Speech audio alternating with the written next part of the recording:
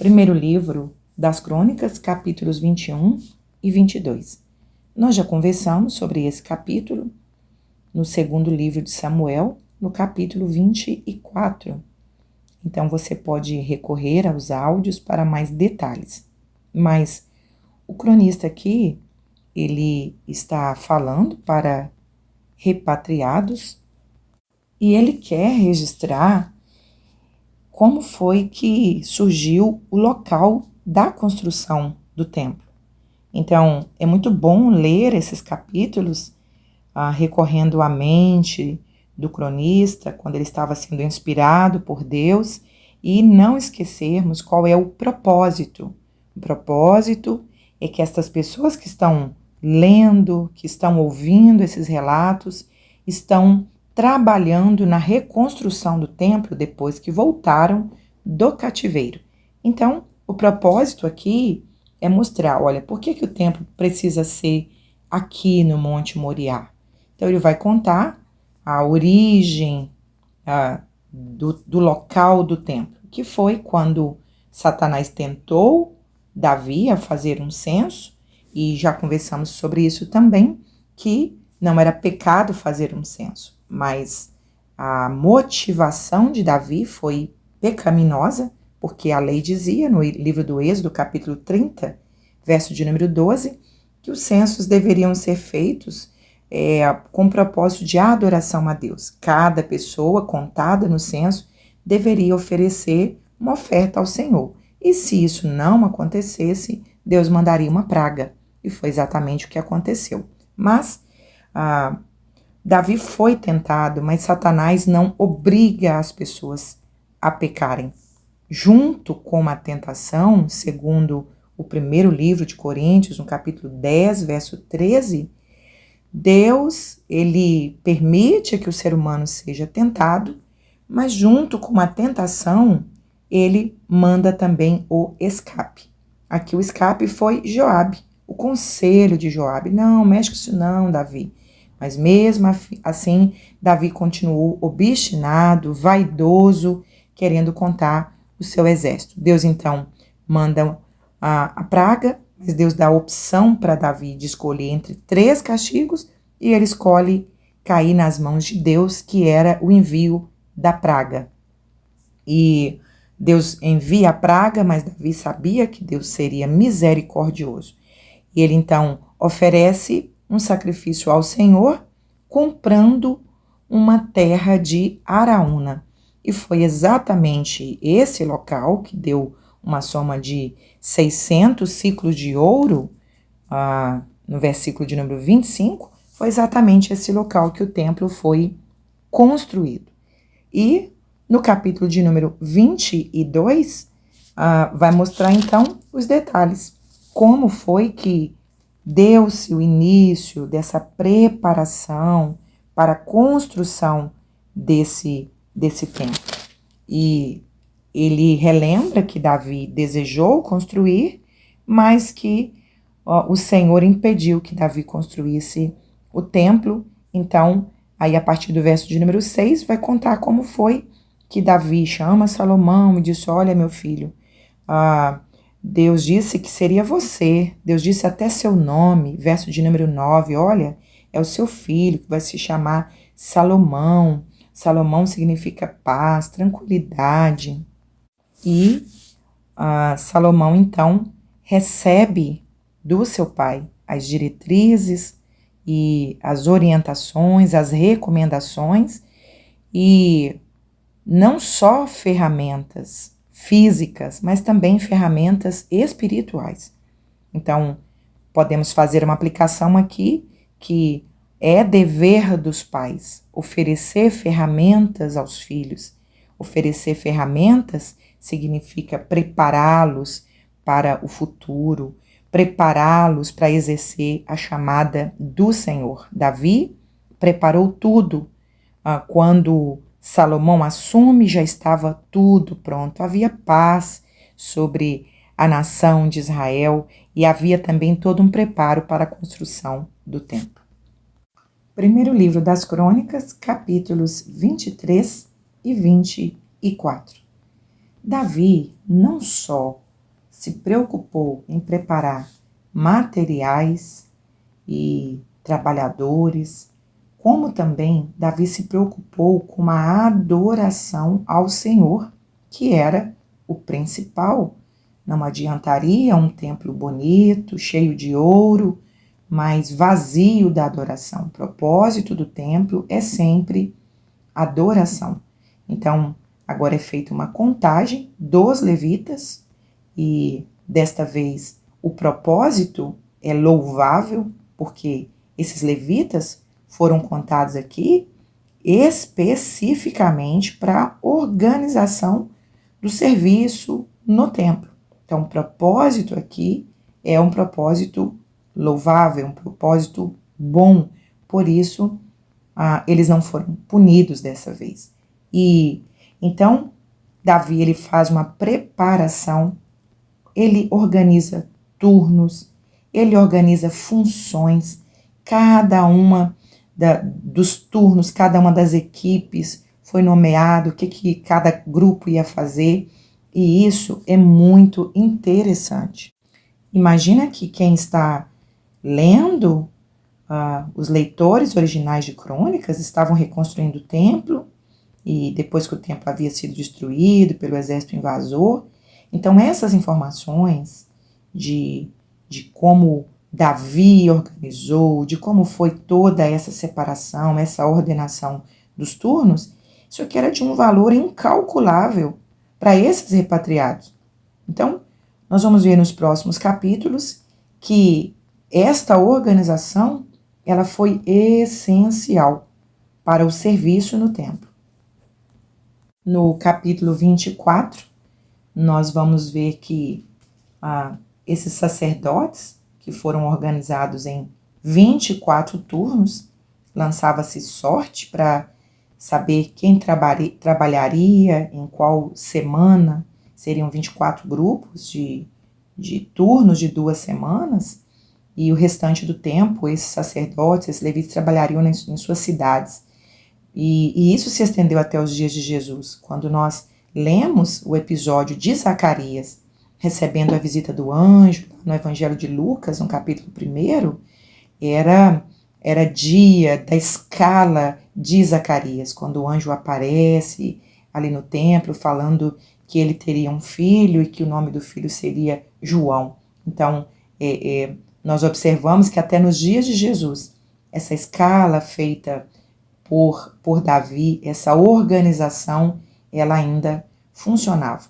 Então, vai aparecer aí no capítulo 24, essa organização de quem ficaria com os deveres administrativos, quem ficaria com os deveres ministeriais, que são os profetas, os sacerdotes, os assistentes de cerimônia, quem é que ficaria responsável pelo culto, pelas finanças. Então, hoje há muita crítica com relação ao sistema de organização da igreja. Pessoas desigrejadas, elas criticam essa hierarquia, pastores, tesoureiros, as pessoas criticam, mas criticam por não conhecer as escrituras. Então, quando nós lemos esses detalhes e nós observamos que a igreja hoje ainda funciona como esta organização, pastores, presbíteros, diáconos, cooperadores. Então, quando nós lemos isso na palavra de Deus, especificamente aqui, capítulos 23, 24 e nos próximos capítulos, a gente vê o quanto essa organização ela faz parte das escrituras e que não é um projeto criado pela mente humana, mas esse foi o querer do Senhor.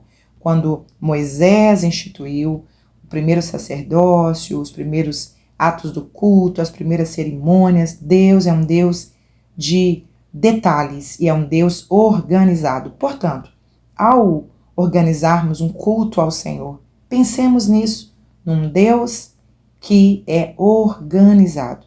Quantos de nós oferecemos culto ao Senhor sem nenhum preparo, sem nenhuma organização, louvores mal ensaiados, culto sem nenhum propósito, mas lembremos disso, o culto é adoração e deve ser feito com muita dedicação e com muita disciplina. Primeiro livro das Crônicas, capítulos 25 e 26. No capítulo 25, Davi vai organizar o louvor, a adoração ao Senhor. Então ele convoca os vocacionados. E interessante que há na casa do Senhor espaço para todos adorarem.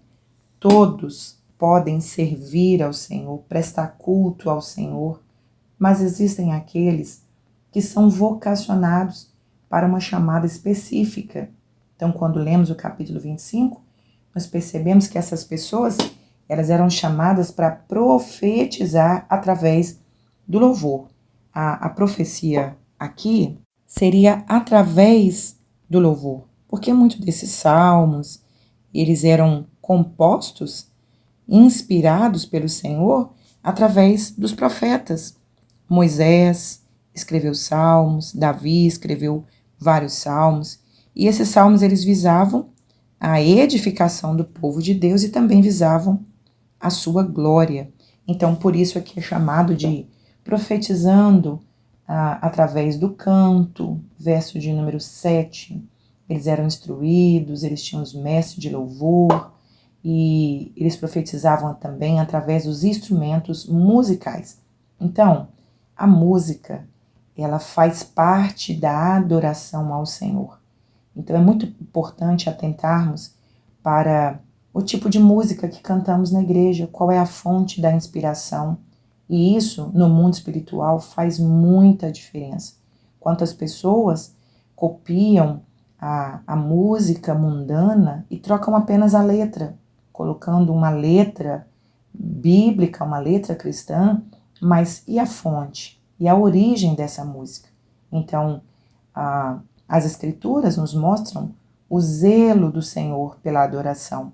E que até nos tempos bíblicos, de Gênesis a Apocalipse, nós vamos ver a música, a adoração ao Senhor com detalhes, com muita alegria, com letras proféticas, e nós vamos perceber isso nas festas de Israel, vamos perceber também no livro do Apocalipse, a adoração, os 24 anciãos, os anjos que adoram ao Senhor e que todo joelho também terá que se prostrar para adorar ao Senhor. Então, Satanás, ele odeia a adoração ao Senhor. E ele vai fazer de tudo para profanar. Então, estejamos atentos ao que cantamos, ao que professamos, e quando nós estamos adorando ao Senhor, se a intenção realmente é adorar ao Senhor ou se é entronizar o homem, porque muitas letras de louvores hoje não entronizam o Senhor, mas entronizam o homem, e esse antropocentrismo, também é uma das bandeiras do progressismo, tirar Deus do centro na adoração e colocar o homem e as suas carências emocionais. No capítulo 26, vai aparecer a organização dos porteiros. Os porteiros, eles também eram divididos em grupo e eles cuidavam da mobília, eles cuidavam da organização da casa do Senhor. E é interessante quando nós lemos no verso de número 6, que eles, além de estarem ali cuidando espiritualmente, eles também eram homens valentes, ou seja, eles também trabalhavam como uma espécie de uma guarda militar. Além da tarefa desses porteiros de abrir e fechar os portões, eles também ficavam ali na recepção, ajudando, encorajando as pessoas que viessem para adorar. E no segundo livro das Crônicas, no capítulo 23, verso 19, diz que esses porteiros também ficavam ali impedindo pessoas mal intencionadas de entrar no templo. Percebem o quanto a Bíblia é preciosa para esses detalhes do nosso culto hoje? Quem são os porteiros hoje? São exatamente essas pessoas que abrem a casa do Senhor, que fecham a casa do Senhor. São os primeiros a chegar, são os últimos a saírem e também estão ali durante o culto, prestando atenção na porta, recebendo pessoas ou impedindo que alguém entre para atrapalhar o culto. Porteiros têm uma função preciosíssima no momento do culto ao Senhor. Não é uma função desprezível, é uma função muito honrada. E os tesoureiros também atuavam nessa organização, cuidando das finanças, cuidando do tesouro da casa do Senhor, recebendo as ofertas, arquivando, organizando o pagamento de resgate. E também é uma missão nobre na casa do Senhor. Por quê? Porque cuida com carinho da oferta do pobre, da viúva, do empresário, de quem quer trazer uma oferta. Aos críticos também hoje que não entendem as escrituras e criticam o ato de ofertar. Mas a Bíblia mostra o quanto é precioso ofertar. Não que Deus precise do nosso dinheiro, mas quando ofertamos, nós estamos demonstrando prioridade no reino, estamos demonstrando desprendimento das coisas materiais. Ofertar na casa do Senhor, para o reino de Deus, é uma semeadura maravilhosa no reino de Deus. Primeiro livro das Crônicas, capítulos 27, 28 e 29, e aqui nós encerramos o primeiro livro das Crônicas. No capítulo 27, mostra uma lista dessa organização e desta vez mostra os oficiais, homens sábios, honestos, que trabalhavam na administração pública. Hoje seria, fazendo uma comparação, os ministérios, né? Pessoas que cuidavam desses serviços públicos. Verso 31 fala de quem cuidava da administração da fazenda do rei, fala também dos conselheiros. Então, percebemos que até esse modelo hoje, esse modelo de monarquia ou de democracia e no modelo presidenciável como é no Brasil, a gente percebe muita coisa similar, né? Grandes homens de Deus trabalharam como conselheiros de grandes presidentes no período de ascensão econômica nos Estados Unidos. Muitos homens de Deus foram conselheiros dos presidentes. No capítulo de número 28, Davi vai apresentar o seu filho, Salomão, como o seu sucessor. E ele diz, olha, eu tenho muitos filhos, mas o Senhor já havia nomeado o meu filho Salomão, então eu estou obedecendo à voz de Deus e apresentando vocês, então, o rei de vocês. Davi já estava velho, quase que na hora da morte, provavelmente ele tinha uns 70 anos de idade, já que ele começou a reinar com 30 e reinou por 40 anos sobre a nação. Então, aqui provavelmente ele já está com seus 70 anos de idade. Ele dá conselhos a Salomão, e são conselhos lindos, e podemos aplicar esses conselhos à nossa vida quando ele mostra para Salomão qual era o segredo do sucesso dele enquanto pai. Davi foi um homem muito honrado, Davi tinha uma intimidade com Deus. Esse era o segredo de todo o sucesso da vida de Davi. Então ele está repassando isso para o seu filho. Meu filho, você precisa conhecer Deus pessoalmente.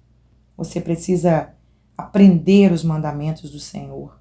Entender o que Deus quer que você faça para Ele. Meu filho, você tem que adorar a Deus. Eu sou um adorador, eu adorei a Deus durante toda a minha vida. Você também precisa fazer essa devoção sincera ao Senhor. Você tem que ser fiel. Olha, e não desanime. Então, Davi é um exemplo de persistência, de alguém que não se dobrava diante das afrontas, alguém que mantinha a cabeça erguida, enfrentando todas as situações diversas. Então, ele está dizendo para o seu filho, não desanime, seja firme. Verso de número 20, ele diz, meu filho, o Senhor vai estar com você. O Senhor não vai te deixar, não vai te desamparar. Glória a Deus, que estas palavras sirvam de estímulo para as nossas vidas. Lembrarmos que o Senhor prometeu que estaria conosco e que Ele nunca nos desampararia. Capítulo 29 mostra Davi ofertando ao Senhor a sua riqueza. Ele está dando voluntariamente e ele incentiva o povo a ofertar também. Então o texto diz que o povo com alegria, o povo voluntariamente, verso de número 9, o povo se alegrou, coração aberto, voluntário. Ou seja, a oferta ela deve ser feita dessa forma, com uma alegria e voluntariamente, não sob a pressão de um líder.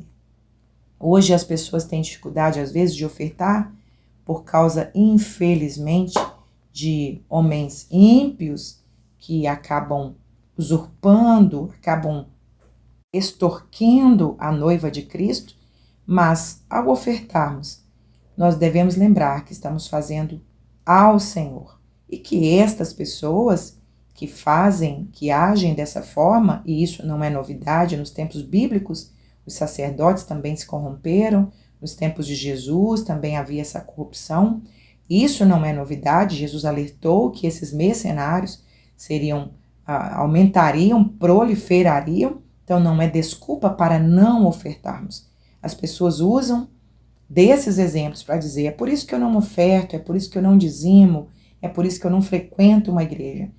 Meus queridos, nós não podemos esquecer que em todas as escrituras nós temos exemplos disso, exemplos negativos, mas temos também homens, servos, honestos, como o rei Davi, por exemplo. Então, oferte ao Senhor, dedique a sua vida ao Senhor, porque haverá uma recompensa individual, assim como haverá um juízo individual, uma cobrança individual, haverá também uma recompensa individual.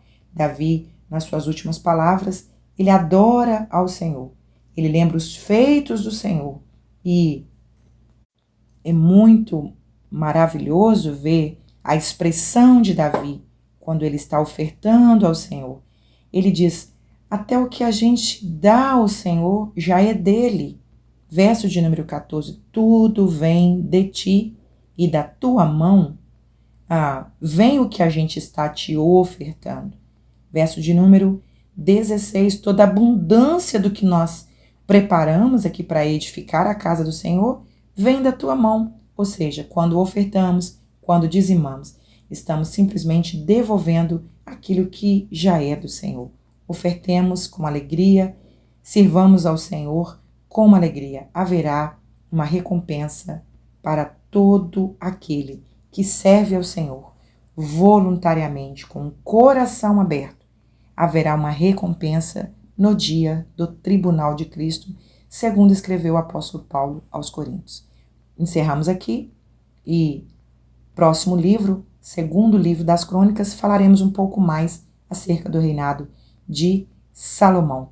Glória a Deus por sua vida, que está firme na leitura da palavra do Senhor. Eu tenho certeza que o Senhor está falando fortemente aos nossos corações através da Bíblia comentada.